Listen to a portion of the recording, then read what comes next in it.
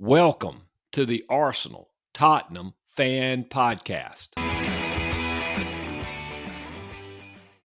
I'm not sure what happened there. Let's try it again.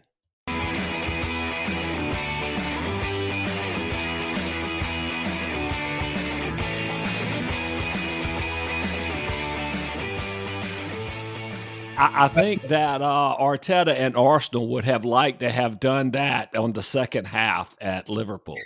Right, yeah. Excuse us, we're going to take a mulligan. Yeah. It's all live here, folks. No messing around. This is the real McCoy. That's right.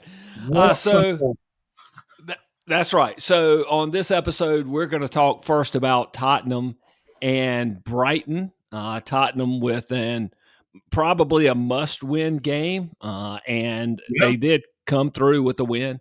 We'll talk about Arsenal's 2-2 draw at Anfield. Then we'll preview each team's upcoming match for next week. Rick, how does that sound? Sounds good. Pretty straightforward. Awesome. That sounds great. So tell me, I did not have a chance to see Tottenham and Brighton play. Wow. I did see the 2-1 result, which I thought was fantastic for Tottenham fans.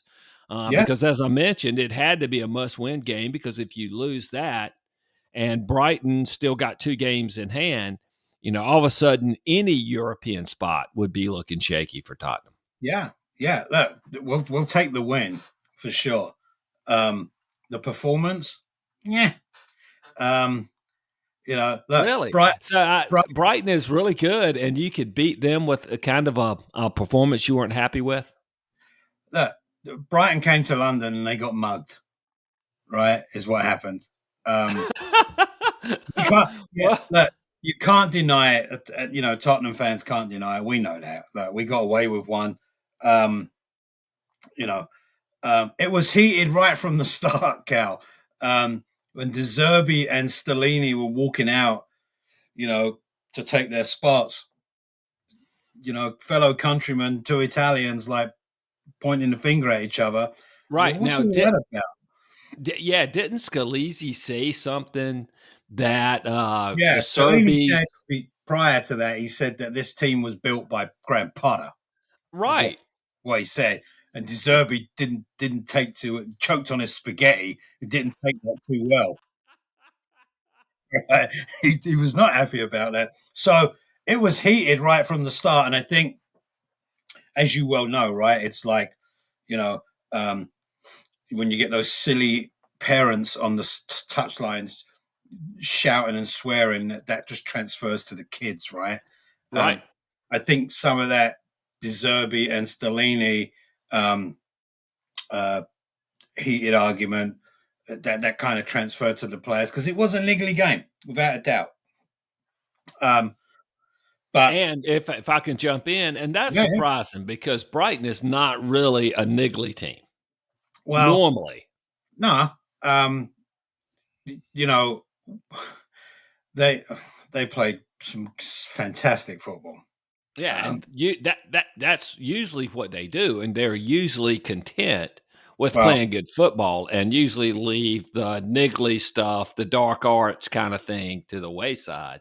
Well, apparently that was not the case. Not so much dark arts. I mean, just kind of, a little bit of ill temper and what have you. But I mean, their football was fantastic. They had 65% possession. No kidding. Right. Wow. And that weren't you can read that stat. First of all, that is a piss poor stat to have for Tottenham Hotspurs when we're playing at home. Sure. No, against anybody. You leave it there at that, right? I mean, that is just wrong. Right? For sure. Even with Conte's tactics. You got better 35% strategy at 35% possession at home. That's ridiculous. Yeah, I mean, you got better players than that. So anyone looking at that stat who didn't see the game shrugs their shoulders and says, yeah, that's how Tottenham play. They sit back. No, we didn't sit back. We couldn't get the freaking ball. Yeah. Because those guys were just pinging it all over. Mm-hmm. I mean, they're playing some beautiful football, And that's what they did. That was not our strategy. That was what they reduced us to. Really Mm-hmm. was to sit back and wait for a break. Mm-hmm. You know what I mean? Oh, yes, I do. But I saw plenty of that this weekend. yeah. So look, when the lineup came out and I saw Son, look, I love Son. He's, by all accounts, a super nice person. And when he's playing, he's great. But when I saw him in the lineup again, I was just like, why? How much credit are you going to extend this guy? You know what I mean? Yeah. Because the ball just bounces off of him. He can't string a pass together. And by his own admission, he's like, it's not working for me this season. It's just not working, And that's tough for a player. So when I saw him in the lineup again, I was like, I don't know if this is a disadvantage for us. What is a disadvantage for us nowadays? I don't know. But, he proved me wrong because he scored an absolutely beautiful goal. Fantastic goal. I saw highlights of that goal. Yeah, What? I mean, it was a that looked Son. like this. That was Son of old. I mean, he picked that ball up, cut in, and you knew what he was going to do. I mean, you could just tell he was going to put that curl on it. And I mean, it went in like an inch from the post. Yeah, it was beautiful. No keeper in the world is getting to that shot. Yeah, and of course, I turned to my son and said, "Now that's why I put him in the lineup. That's why I would have Son in the lineup from the start." Right, but was that the first goal of the match? First goal of the match. That was his 100th Premier League goal. Oh, no kidding. So I mean, I think he's the first Asian player to reach that mark, and it's and for that to be, you want your 100th goal to be something you can show the grandkids highlights of. Absolutely. Here's my 100. You don't want to like bobble it in off your knee. Yeah. That was for it to be 100th goal. That's well. I think Tottenham have just released Son's. It's online. Tottenham Son's 100 goals. And it's really worth a watch. I mean, there's some like spectacular ones on there, and I'll put a link on the website, Arsenal Tottenham Fan Podcast.com, so our listeners go on there. But let us know. Drop us an email on the website and let us know your favorite Son goal out of the 100. Mine is the goal he scored against Manchester City when he cut in from the right and curled that left footer in. That was beautiful. Yeah. The Burnley one was up there, but because that was a great goal from inside his own half. But the goal he scored against Man City is probably my favorite. So anyone listening out there, if there's anyone listening out there, go to the website and let us know what your favorite Sonny goal is. Yeah. How many goals? Well, we probably can't pull it up right off the bat, but I'm just curious as to how many goals he has against Arsenal. Oh, I don't know. I think Kane's got like 15, 16 against Arsenal, I think. Well, we know it's more than 11.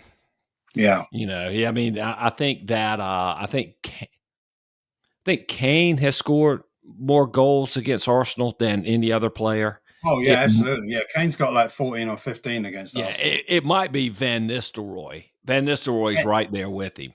Kane breaks a record every week just when he laces his boots up. I mean, there's a new record for him to have. I mean, well, let's hope that he doesn't get to add on to that record anytime soon. Wow, of course he will, Cal. Come on. So, tell me how early in the game was that goal? Oh God, I can't remember the minute, Cal. It was fairly early though, but I mean, you could see the Brighton goal coming. I mean, right. You could see it. Our defense again was a shambles. Dyer was an absolute nightmare. If I didn't rate the players this week, but if I did, he would get a 4. I mean, wow. Yeah, it's just terrible. The defense was like a shambles. Romero was fine, but really, it was just it was hard to watch. But and it was like the 34th minute, I think about 10 minutes or so before half time. Brighton got a corner, and Dunk, he's a pretty tall dude. Yeah. Oh Um, man. yeah, he unmarked on the back post. I mean, just a free header, basically. Wow. Um, Again, with players like kind of turning around, looking at each other, like, really? And Yeah. I think if my memory serves me, I think Oliver Skip was marking him, he's about 3'4", right, and Dunk's Uh-huh. like 6'4", right? Yeah. Yeah. If not Why taller. isn't Dyer or somebody on this guy? You know what I mean? So, so you're telling me that they score a goal off of a corner kick. They have 60 and they only score one goal in the game. Mm. Oh well, we'll So, get to this. Yeah. yeah, so they score one goal with 65% possession. Are you sure Scalini wasn't right and that was actually Graham Potter managing that team? No, because I tell you, there were 4 incidents in the game, Cal. Okay. Okay. Now, as a Tottenham fan, obviously, I'm going to tell you right now, two of them debatable. Two of them, two of them should have been penalties for Brighton. Wow, no kidding. Um, the first one I think it was the first one. What I think it was Matoma. I don't know if you saw the highlights of this. Matoma went up for the ball. It was dropped into the penalty box, Uh-huh. and his arm was outstretched. And if you watched it when you first watch it, it looks like it comes off his shoulder. Okay. But when you watch it on the replay, you can see it's on his arm. Uh-huh. You know, but even that was a bit dubious because he got a shovel, so from Romero from behind. Right. You know, um, so he put the ball in the back of the net. VAR watched it and then said, no goal. Right? Yeah. They are incredibly strict on offensive players touching the ball with their hand or arm and then scoring from it. Yep. Like, doesn't matter if it's Yeah. intentional, doesn't matter where the ball comes from. If it touches the arm and then you score, Yeah. it's not a goal. Yeah. So that Where one, people said that where one was soft, but it's like, well, if you look at it in real time, it's hard to tell. Mhm. But when you watch the replays, you know, it's still one of those you're like, but it's more on the arm here than it is up here anyway. Do you know what I mean? On his Right. chest. Right. Right. So, you're right. If it's anywhere near the arm in the box and you score from it, it's likely not going to be given. It's Right? not going to be given. I mean, And that's this one wasn't, right? that's what it's turned into. And defenders are not judged anywhere near as harshly. Like if an accidental ball comes up, hits a defender on the arm and they clear it, that's never called. Yeah. But if the same thing happens to an offensive player, they call it every time. So Yeah. So the second incident was, I think it's from Welbeck, who had a shot and then it brushed off of McAllister's hand and sent the ball underneath Lloris. right, So that was disallowed. So everybody was going crazy on that one. Some people said, yeah, well, it just came off his hip. Well, no, it touched his hand, right? So yeah. again, it's like if it touches his hand, right, in the build up, or it's not going to happen. They are going to call it every time. Right. So those two incidents, right, we're out by the skin of our teeth again, right? And then there was another incident where Longley, I can't remember who it was, it might have been Welbeck again, but Longley in the box grabbed the shirt and you could see him pull the shirt of the player. Right. And they watched that on VAR and they denied that too. And even I was like, that's a penalty. Yeah. That's a penalty for sure. What they have going on with VAR these days And that is, was, what are they watching then? yeah. I mean, Right? really, VAR used to get involved. They're not getting involved anymore.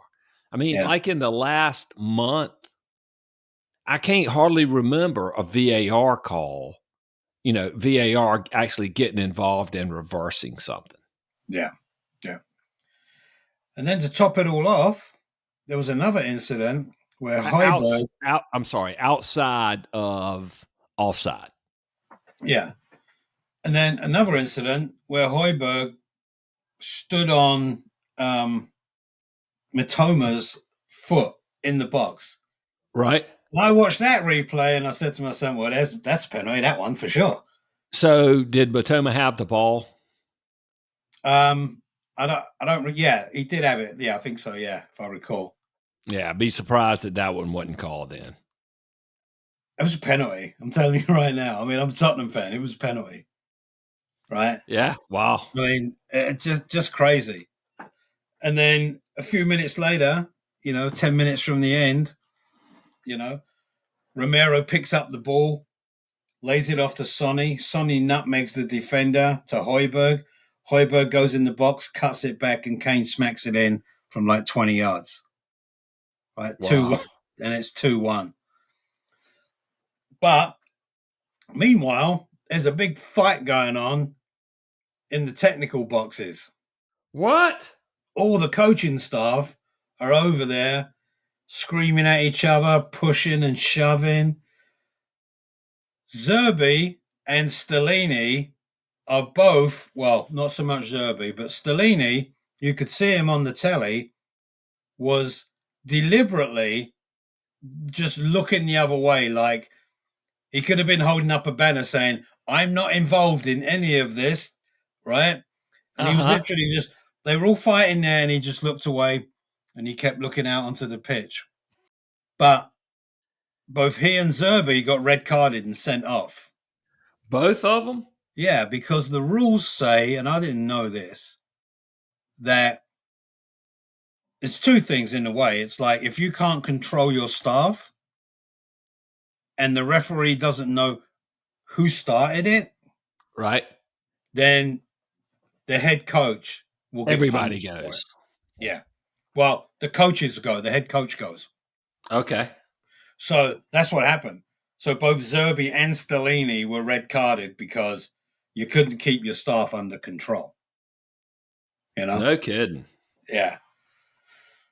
So then Sunday, the PGMOL, the Pogmol, whatever you want to call him, sounds like a character from the Game of Thrones.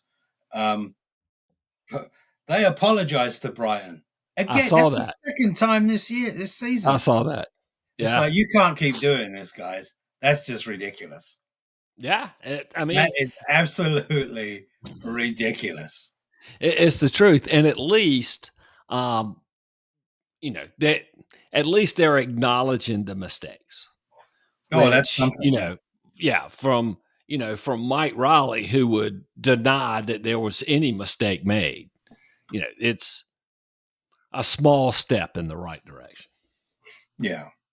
Yeah, it's pretty bad, though. Yeah. Who was the referee? Oh, I can't remember. Oh, Halliwell. I'm not sure. I can't remember. Okay. No worries. Don't recall. But, and he was slow coming out because, again, more technical issues with the hearing pieces and all of that stuff, which seems to be happening every week now.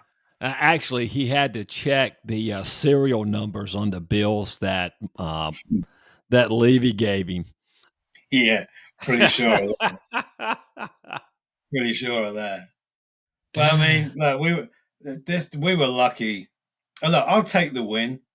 And look, as a Tottenham fan who's had a tough season, it's like we shouldn't have won that game. But I'm glad we did. Mm-hmm. And I saw Brighton fans on Twitter and everywhere else, complaining about it, and I can only chuckle, right? Because that's right. Right. It's like getting a late equalizer in the 91st minute. If it's your team, you love it, right? Oh, absolutely. If you're the team getting scored on, it's horrific. It's a horrible journey home, right? Yeah, you got to flame Brighton and tell them, say, well, if y'all were a top six side, you would get these kind of calls. So I watched this game and then I think, okay, so we're fifth on 53 points. Yeah. There's something as crappy as this season is, something is going on, and I still think we'll make top 4 in spite of everybody. And it'll be one of those seasons where everybody will be like, they do not deserve top 4, and I will be like, you're correct, sir, but we are in we are fourth. You know what I mean? Well, no question. It's just like, do we deserve it? Hell no. Right? Yeah. But would we take it? Yes. Right. So you are 3 points behind Newcastle and Man United, and they have a game in hand. Yep. I know. Do you still have Newcastle and Man United to play? Yeah, we do. Yeah. I mean, there you go. You had to beat Brighton. You beat Brighton. Yeah. You're going to have to beat those teams. But if you do, then the game in hand, well, they still have an advantage on the game. Well, let's have 3 tough games in a row. We mentioned this last week. Yeah. I'm not sure if this is the correct order, but it's Liverpool, Man United, and Newcastle. Newcastle, Liverpool, Man United. Right. Right. Those 3 in a row. So right. It would be the defining part of the season. But yeah. So how did the game end? After Kane scored, that was in what, the 80th, 81st minute, something like that? Yeah, something around that 81st minute or so. Yeah. So were you guys under the cosh? Did you see it out pretty? Yeah. It was, pretty tense to the end, really. Nothing. There's no easy games for us. I mean, sure. How did Lloris play? Lloris was okay. I'll tell you what. He actually made two really good saves down to his right that were really low down that Foster would not have got. Because I've watched Foster and he struggles to get down to those tight positions. It's because he's a big dude. He's huge. Yeah. Foster would not have made that. Foster would not have made those saves. I'm pretty confident of that. So yeah, kudos to Lloris, basically. Yeah. And Dan Jr. got an appearance, which was that in itself was a miracle. He must have been like, he probably couldn't believe it. Wow. But it was, and I wondered who made that decision to send him on. I thought, okay, he hasn't played. Conte's out of the picture. Stellini's been banished. It's Ryan Mason down there. Who made that decision? Right? Had to be Mason. Probably, But what Dan Juma did, the little time and impact that he had, was for Kane's goal, and you could just about see this on TV, was that he made a run to the left. When Højbjerg went into the box and cut the ball back to Kane. But it was Danjuma's run to the left that drew 2 defenders with him. Right. That left Kane all alone. Right. You know what I mean? So, and that is so important. And that's why running is really, really important. Yeah. So, good contribution from Dan Juma. But other than that, he didn't really have a chance to make a big impact. But you mentioned it was a niggly game. I just looked up the stats. 30 fouls. Yeah. Well, there you go, right? I mean, to tell you, that is doing some hacking right there. Yeah. And for a Premier League official to call 30 fouls must mean there were 90 fouls. Yeah. Well, I'll tell you what, if you're a Brighton player during that game, you'd have had every right to be pissed and frustrated. Seriously, I'm just being honest, man. Calling it as I see it. Again, I'm glad we got the win, but we didn't deserve it. Yeah. This was, in looking at the stats, this was kind of like your games early in the season where you didn't have many shots, but the shots you did have were good shots. Yeah. They had 17 shots and 4 on target. Yep. Y'all had 9 shots and 3 on target. So the key stat is shots on target because you can't score without a shot on target. Well, the problem is too, Cal, is that the way that we play look, the way that we play the counter attack, Mm-hmm. in order for us to get a shot off on target or to score, Mm-hmm. every pass has to be perfect Right. on the counter. Mm-hmm. There's no wiggle room. That's right. Every pass has to be on bank spot on. That's right. But there are fewer passes. Yep. Oh yeah. You know, Right. you can score in 3 passes. Yep. Yep. You know, So so we're still fifth. We're still in it. Mad. Absolutely Tot- mad. You can't write Tottenham, this crap. You can't make it up. If you wrote a book like this, it'd be like, there's no way. Absolutely no way. Tottenham is still alive. Alive and kicking. And I tell you what, though, we still need to have. I think this effectively put Brighton out of the Europe place, Uh-huh. but we should still have an eye over our shoulder for Aston Villa and your old guy Unai Emery, who's doing the Well, job. you're right about that. And Brighton actually they are 7 points behind you with 2 games in hand. Yeah, yeah, So, so while, on the one hand, they're kind of in the dust, on the other hand, those games that they have in hand, and I haven't looked to see who they play, but that could be key. Like if they're playing Newcastle and Man United and Liverpool, then, then somebody's losing points somewhere yeah, yeah, because all the players going for fourth are taking points off each other. But if they're not, and they're playing teams below that, then they got a chance to make a run. yeah. Well, whoever plays Brighton's always is going to be in for a good game. That's Yeah. for sure. Well, we've got them. I think we've got them at home later in the year. Man City. I know they play Man City at home, so Man City's got to go to Brighton. You want to talk about that boring game at Anfield yesterday? Oh my God, what a game! Oh my yeah, I mean, it was. did you watch it? I listened to it on the radio. I was at a Uh huh. cookout Easter thing, Uh huh. family deal, and it was electric on the like listening to it on Sirius, Let me tell you, and then I watched the highlights because I had to, what a game.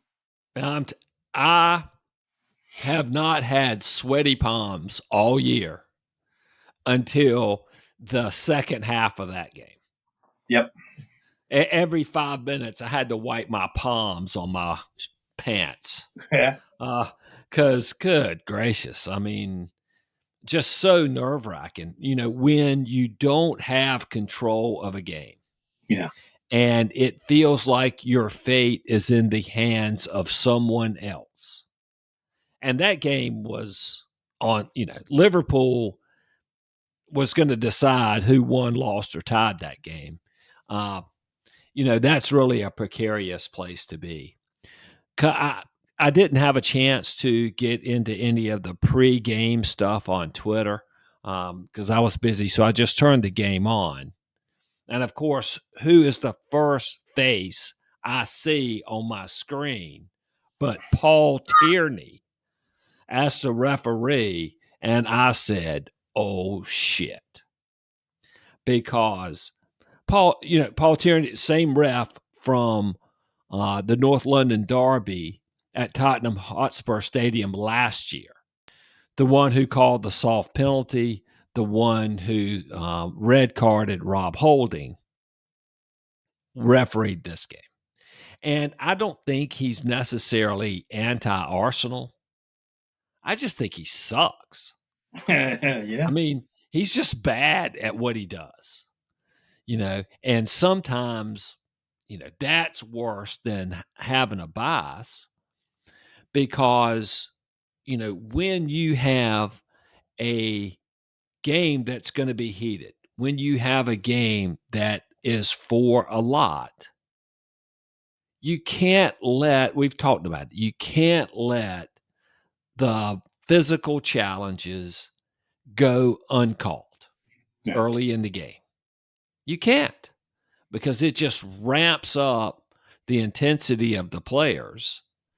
And it can become demolition derby out there, and that's I think what this game evolved into a little bit. Um, the intensity of the game and the way Arsenal came out was, absolutely top notch. Martinelli had a run. He blew by Trent Alexander-Arnold in the first minute. Yeah. Just roasted him. His cutback was blocked, but that was just an indication of what was to come. What I noticed was that early in the game, I made this note in the fourth minute, that Arsenal was not the full tilt on pressing like they have done. Like when Liverpool played the ball back to Allison, Arsenal didn't press him. Arsenal just basically let him have it. And then they set up outside the penalty box and were waiting to press his pass. And a lot of times he went long. Sometimes he went short. But that looked to me to be a set strategy in order to take the sting out of the game. What Arteta did not want was the frantic, end-to-end, helter-skelter kind of a game. Arsenal usually loves that kind of game where they're flying all over the pitch and they're chasing the ball down and it's pinging around. But in this game, they would press to slow down the game and to slow the tempo. Arsenal really wanted to hold the tempo of the game down. And when Arsenal got the ball, they were cognizant to start a move backward. Like they would get the ball, and rather than attack right away, they wanted the ball. Yeah. Especially early in the game. They wanted to control the ball and take the crowd out of it. Because the crowd's not going to get into it when you're passing the ball around yourself. And Liverpool knew how dangerous Arsenal was. So they weren't in their same helter-skelter pressing either. So I think that played into Arsenal's hands and gave them the opportunity to control the early stages of the game. Arsenal worked it through Liverpool pretty easy. Martinelli, scored that goal in the 7th minute. And what was interesting about that is that one thing that Arsenal does is they are working the ball upfield through a press. They'll pass it out to Ben White on the touchline. Ben White will play it up the touchline for Saka to come back. And they clearly expected Robinson to be really aggressive with that. So Saka came back up the touchline, but then he cut inside to receive the pass. Yeah. And that had to be, that had to be part of the game plan, because normally White wouldn't play that pass inside. But just that, like for kids watching the game, right? Mm-hmm. What Saka did was just step in a yard or so in the channel, mm-hmm. and all of a sudden, the whole pitch looks different. Well, that's right. It's a real simple thing when you think about it, mm-hmm. but orchestrating it, just the positioning of it. I mean, that's what makes Saka such a great player too. It is, and it's something that Arteta designed. Back last season, Saka gets so much physical play, and they were asking him, well, Saka's getting manhandled over there. What do you do about it? And of course, the reporters are trying to bait him into criticizing the referees and blaming the referees for it. But he didn't do it. He said part of the responsibility is on us to help him get the ball in places where the defense can't physically challenge him. Yeah. And that's exactly what that was. Come up, fake one way, then go inside and receive the pass. And when he receives receiving the pass on the half turn and, running across the field makes it a lot more difficult for the fullback to physically challenge you than it does when your back is directly to the fullback and the ball's rolled into your feet. And that pass was played into a space for him to run onto it, and he passes it to Odegaard, and Odegaard tries to pass it back to him, kind of like a wall pass, but it gets deflected off of Van Dijk right into the pass of Yeah. Martinelli, who was running in, kind of running in the center forward channel, the left-sided attacker. It was a great pass from Van Dijk. Well, I'm sure Martinelli pointed to the passer and said, "Thank you very much." Pretty But sure. again, Martinelli he's so fearless. I mean, he goes for that ball in between Allison and Van Dijk with no concern for his body or anything like that. Sticks his foot in, pokes it in the corner, and what more do you want than to open the scoring in the 7th minute at Anfield when the number one priority, well, obviously is to score goals, but the second priority is to take the crowd out of the game. Right. Yeah. And that does. In the 16th minute, we kind of had another really good attack. Jesus passed cross field to Saka. Then he broke for the far post, and Saka played it back to him, but he just couldn't quite get to it in time. And I think his volley was off the side of the net, or may have gone high, but he was such a cute angle that he couldn't really do anything with it. But that was also an indication that, we were willing to attack quick when it was there. We were trying to switch sides once Liverpool got compressed onto one particular side. In the 19th minute, Robertson had a really good opportunity and he missed wide with it. So even though Arsenal was controlling the game, Liverpool was still dangerous. I mean, they still had opportunities even during that period where the crowd wasn't in it and we were controlling the game. In the 22nd minute, there was absolutely a bullshit yellow card on White. That they even called him for a foul is crap. I don't know if you saw it, but I did. Yeah. So yeah, nice. one of the players had the ball. I can't remember who it was for Liverpool. He went sliding in, got the ball. He did have his studs up, and then went into the player. A lot of times, especially in the Premier League, that's not called a foul. In this case, it was called a foul and a red card. And Tierney, who had let all kinds of physical play go, all of a sudden brings out the yellow for that, and just goes to show how little feel he has for football.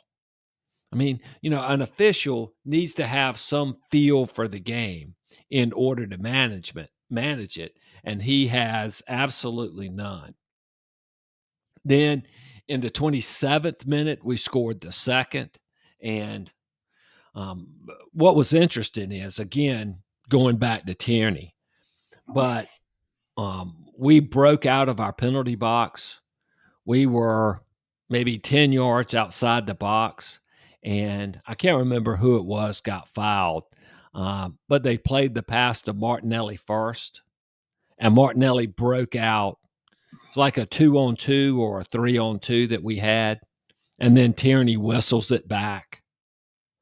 And everybody for us was like, what the hell are you doing? Because we are on the break. But from that free kick, we score. Zinchenko took it. He played it to Party. Party played it out to Jacques at about half field on the touchline. And Trent Alexander-Arnold was too far inside and he was too high because Martinelli just ran right off of him. Xhaka had plenty angle to pass it right down the touchline with a little curl on it. And then Trent Alexander-Arnold, I mean, as bad a defense as you could possibly be. Not only was he positioned improperly, but as he's chasing Martinelli back, uh, uh, uh, Canute, was it Canute? Canute, the right-sided center back for Liverpool. Oh Anyway, yeah. he has to come over and pick him up because you just can't let Martinelli run free. So Canati, I'm going to go with Canati. Canati comes over and picks him up to stop the ball. But rather than double teaming him, which is what Trent Alexander-Arnold should do, because Canute, I'll go with that too, is stopping the ball, but he's not really challenging him. You know, Trent Alexander-Arnold is there with nobody to guard, and he runs past him and takes up a position behind the center back. No, you double team the ball. You're right there. Double team the ball and stop the cross. Yeah. But I, but he but I he agree. I agree with Roy Keane. There was some pub defending going on there in that that first was half. yeah that I mean, let me tell you, if you do that on the pub team, you're picking up the tab Yeah, you are for when they sure. score for it. Yeah. When they score on it. So, I mean, you got to give Martinelli credit for an absolute perfect cross. And, Jesus, who is, not the most not the most prolific goal scorer, absolutely made no mistake with that header. I mean, that was a top echelon center forward header down in the near post He should corner. never be able to get in the position in between two defenders like that, though. Yeah. Well, and see, that's what happens when Alexander Arnold takes up a bad position. It draws one of the center backs out. So all of a sudden, there's only one center back left. And that's why Alexander Arnold's got to stop the cross. I mean, that's why he's got to double team. He can't let with Canute there, he can, Martinelli's not going anywhere.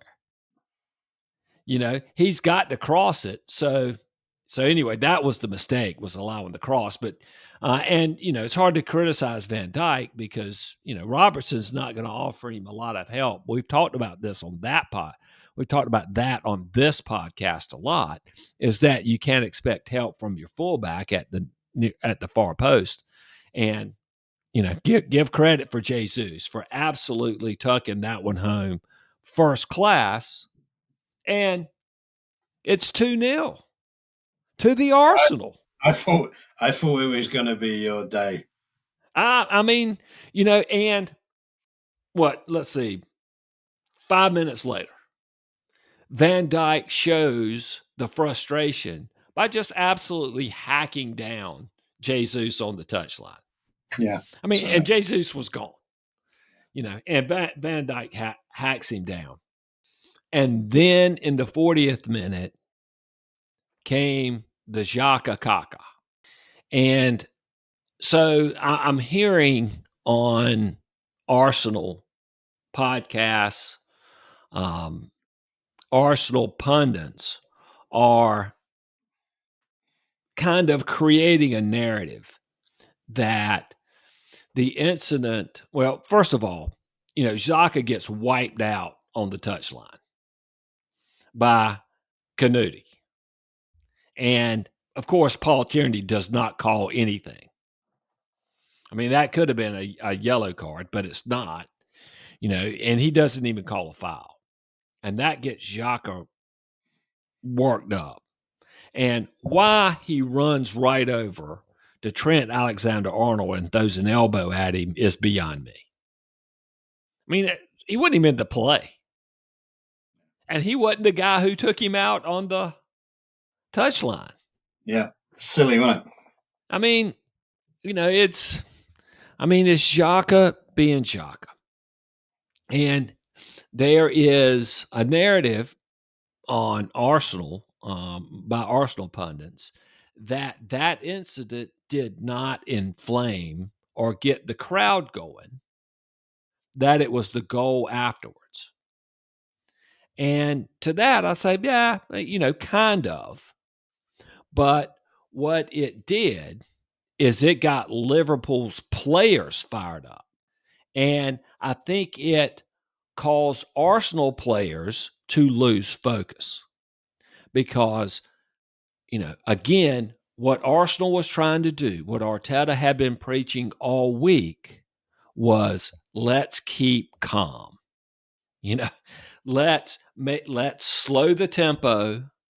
Let's keep the crowd quiet. Let's just move really slow. Let's don't do anything crazy. And all of a sudden, here's the captain or the vice captain going completely Xhaka with it 2-0. And Alexander-Arnold certainly deserved his yellow for his reaction to it, but Xhaka deserved his. But I think Arsenal's players lost focus in that moment. And I think Liverpool's players got fired up because Liverpool got the ball, went down to our end, and all of a sudden we were a bit helter-skelter on defense. Now, we had been a little helter-skelter before. They had had some good opportunities, and they did get a fortunate break when Henderson toe-poked it the only place he could. It just happened to go right to Salah for him to score. But at the same time, I think that if that incident doesn't happen, we are able to keep the intensity of the game at a manageable level. And we are able to go into the half at 2-0. And if we can do that, I think we've got a great chance at winning the game. But we didn't, and we could. So Liverpool, Henderson's knock on, fortuitously as it was karma for Van Dijk's pass to Martinelli. No question. I mean, no question. I mean, we got fortunate on our goal. They got fortunate on theirs. But, again, I think what that incident did is it, first of all, ramped up the intensity in the Liverpool players.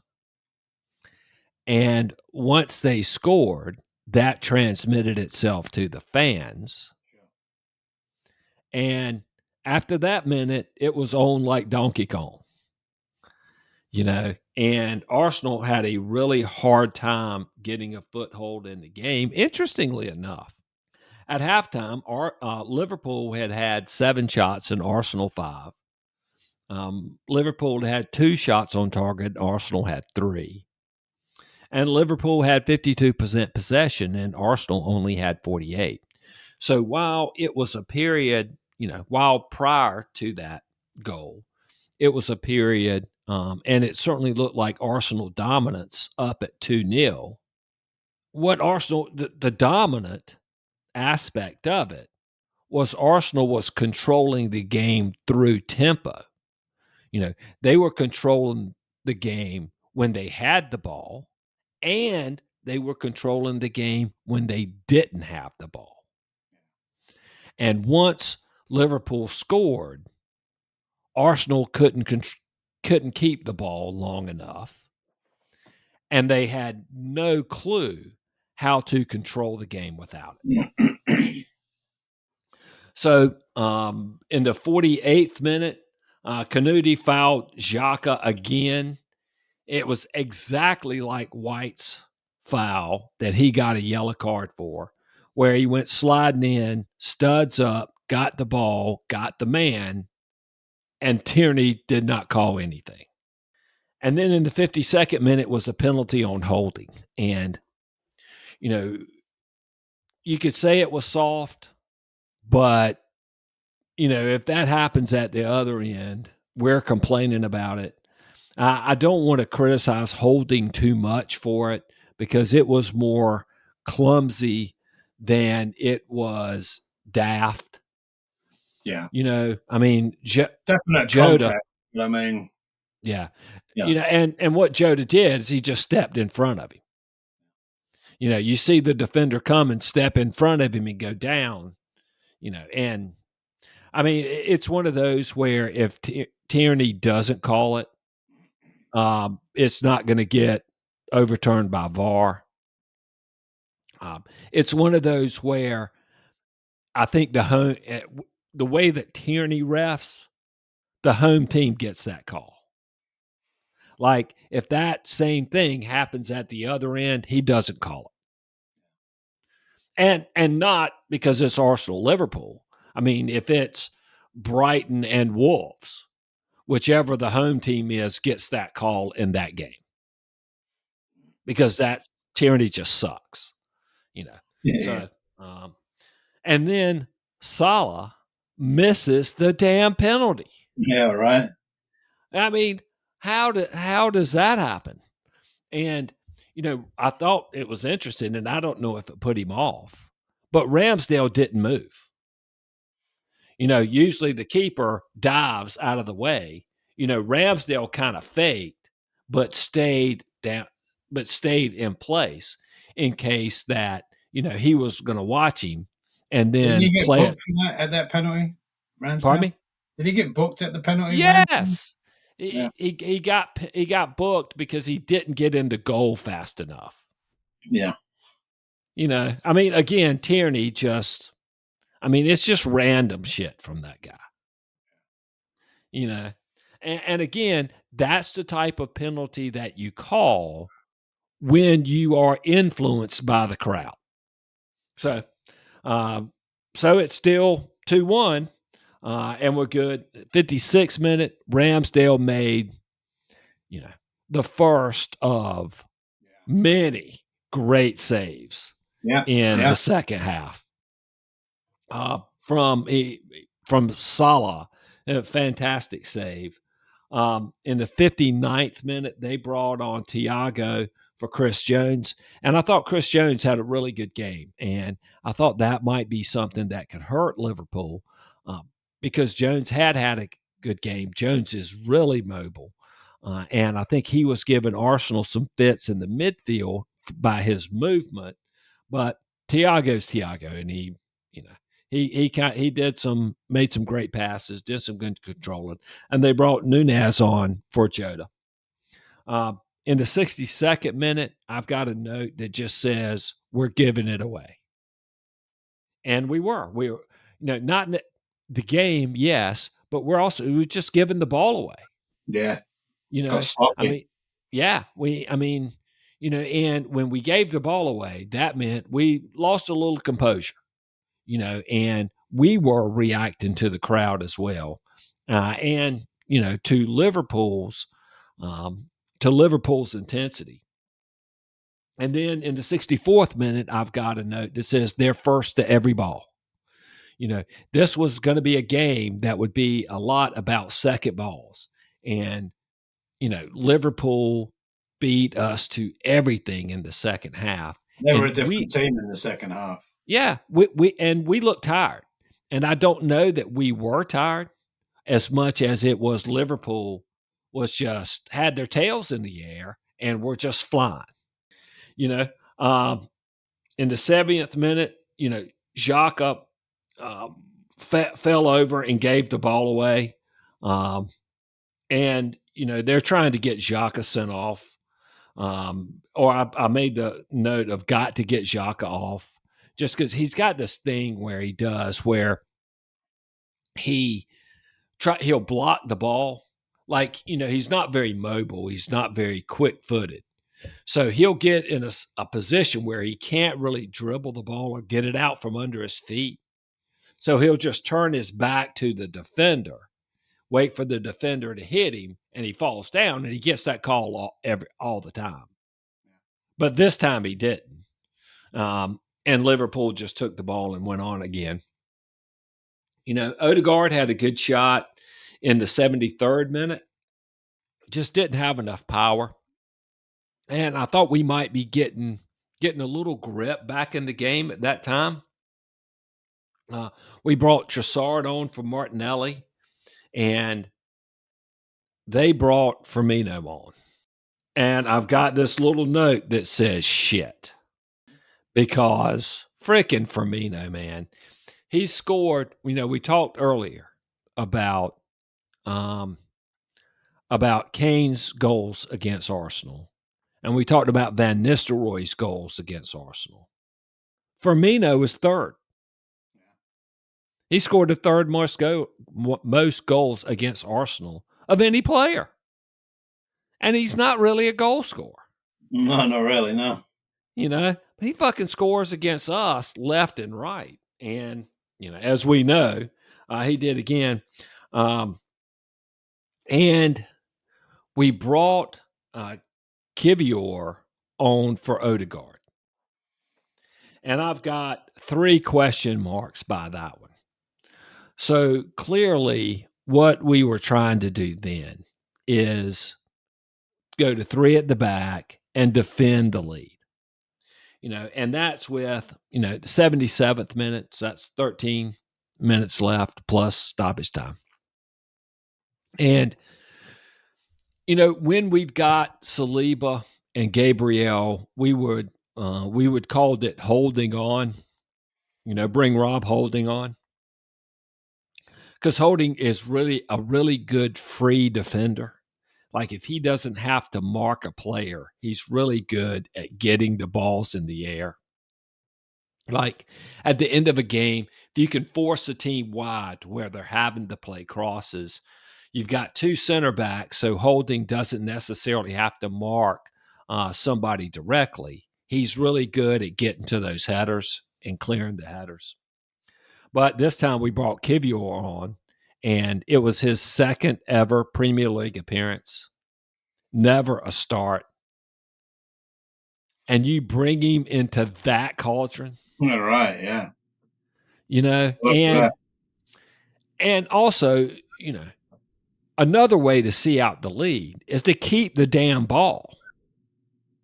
And nobody keeps the ball for us better than Odegaard. Yeah. I mean, he is our best player. Well, you could say Partey. But, between Partey and Odegaard, they keep the ball for us best.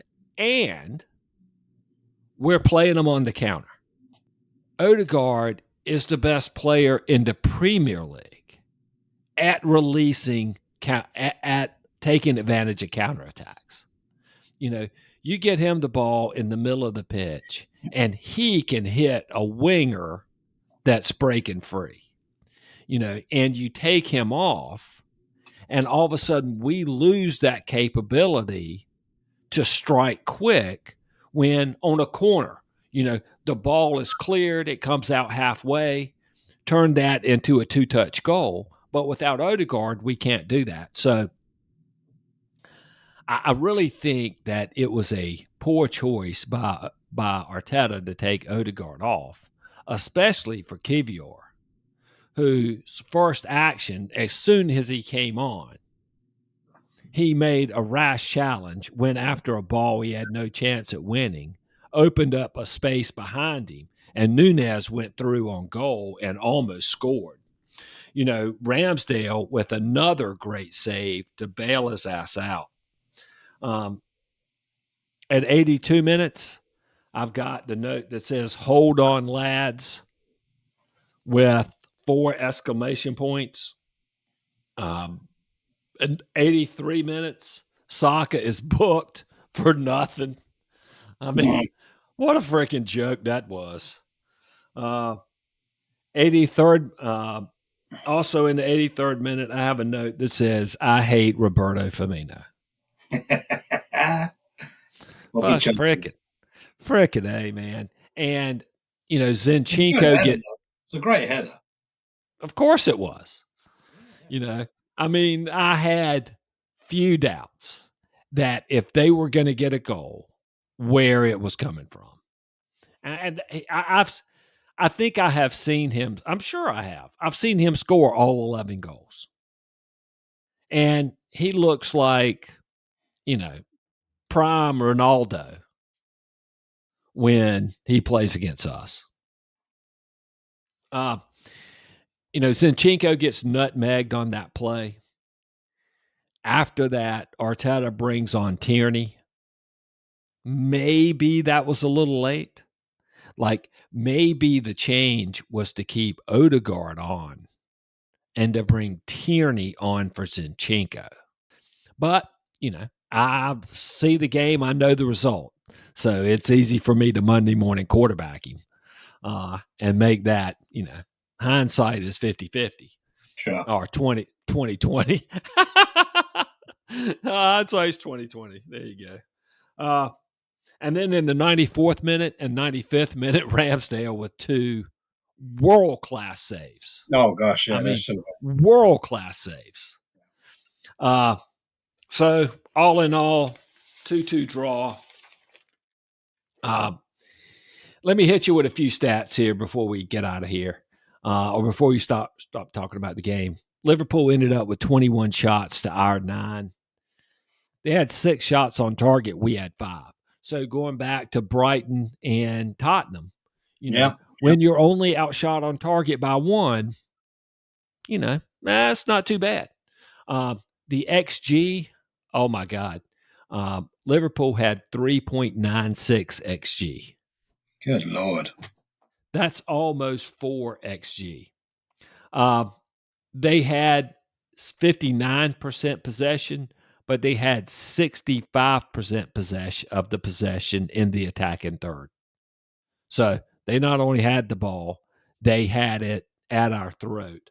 The 21 shots is the most we've given up in a game this year.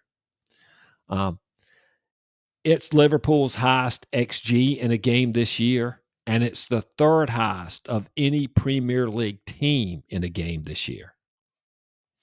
Liverpool's 19 shots in the box are the most Arsenal has ever given up. They only keep stats like back to 2000 or something, but still, that's the most Arsenal has ever given up.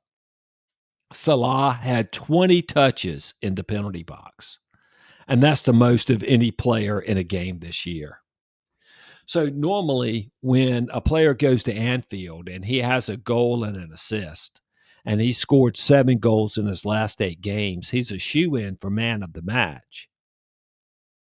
But when your keeper is the man of the match, that's both a good thing and a bad thing. Yeah. Yeah. When your keeper is the man of the match, it usually means you didn't lose. But it also means that you played the game with a knife at your throat most of it. And that's what happened to Arsenal. Your comments on the game. Helter Skelter, man. I listened to it on the radio, like I said, and it was crazy. I almost choked on my burger a couple of times. Come on, you Reds. Come on, you Oh, Reds. absolutely. Yeah. Of course I was, yeah. Come on, Liverpool. Liverpool. Um, when Salah missing the penalty, I was really surprised at that. I thought that Me too. I felt for sure he'd get that in. He's kind of like a Kane from the penalty spot, That's right. And now he has had a bad season though. Mo Salah is the Hyunmin Song of Liverpool this season as well. You're right. In But many ways. let me ask you this. If he scores that penalty in the what minute was it? 52nd minute. So if he scores that penalty in the 52nd minute, what are the chances that Arsenal come out of that game with anything? Yeah, you lose that game if he scores that. They're just they were a completely different team. If Salah puts that in, It could be a we've three got to two 4-2 game.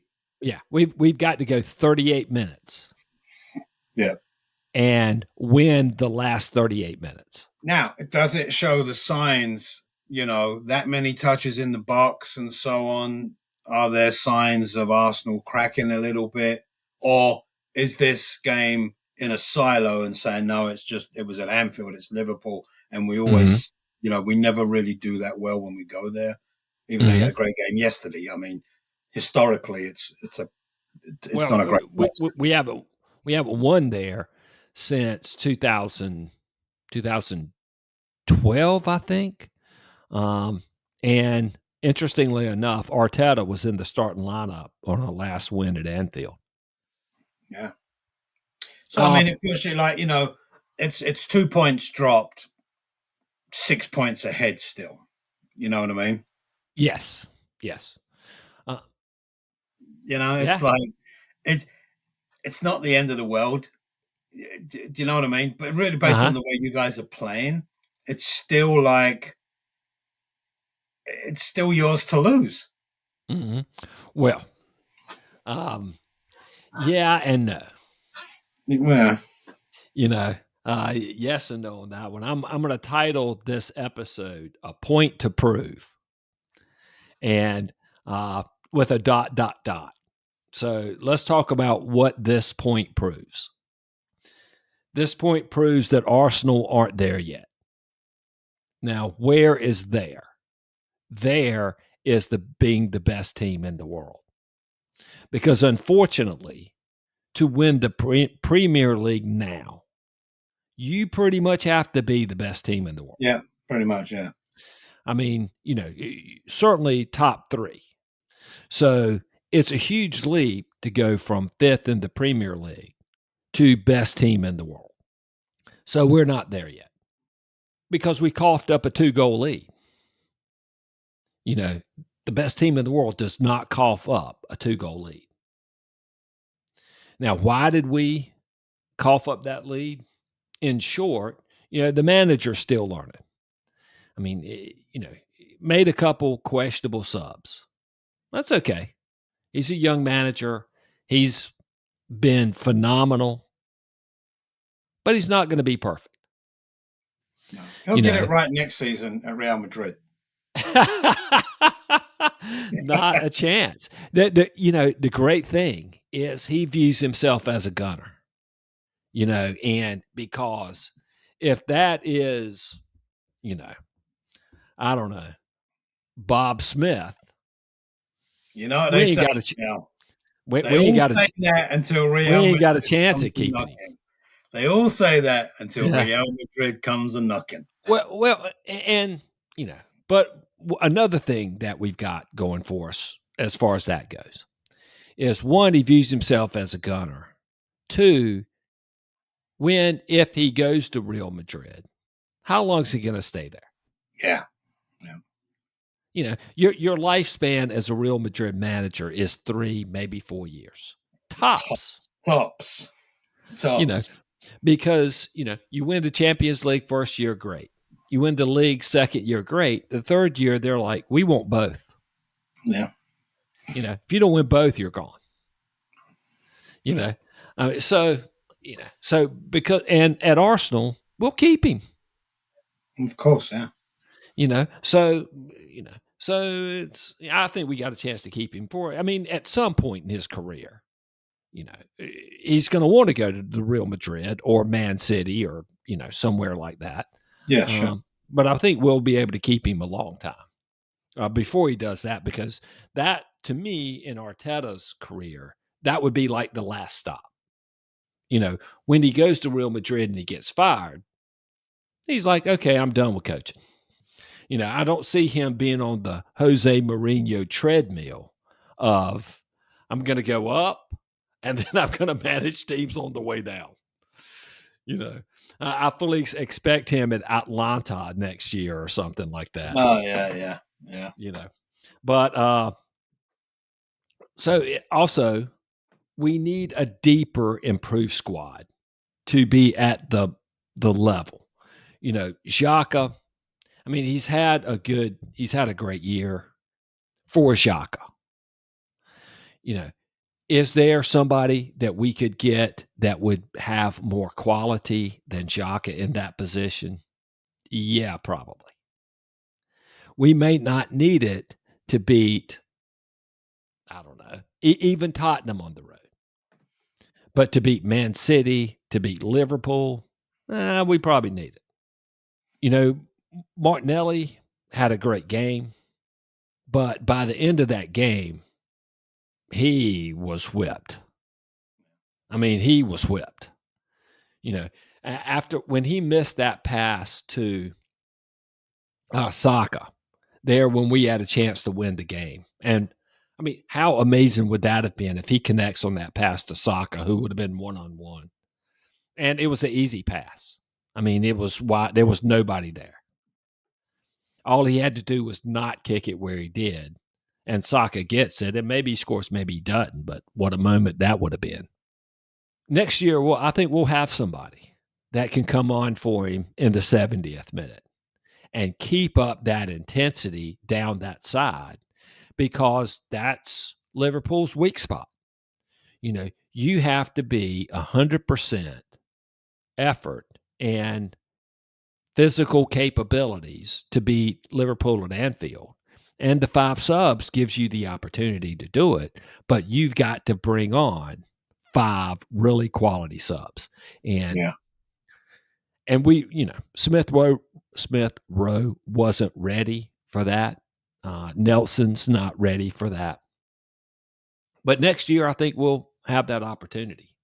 And another thing it means is Arsenal no longer controls their own destiny. If Man City win every game the rest of the year, they're the champions. So, you know, I'm sure if you look at the bookies, Man City's now the favorite because we have to go to the Etihad. But it also, the point also proves that we're not far away. I mean, we went to Anfield and owned that game for 35 minutes. And there's not many teams that can do that. And we went to Anfield and came out with a point. You know, Man City didn't do that. Man United got beat 7-0. You know, so in fact, in the last game at Anfield. So Arsenal has proved that they're not far away.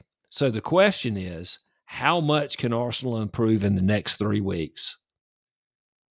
Because that's when the game at the Etihad is. And can Arsenal improve enough to get something out of that game? Because if Arsenal can walk away with something at the Etihad, they again control their destiny. Yeah, it's going to be tough. Yeah, assuming that we can beat West Ham and Southampton. And so we might as well jump into the previews right now. Yeah. Rick, who's Tottenham play? We got Bournemouth. We got Bournemouth at Tottenham Hotspur Stadium.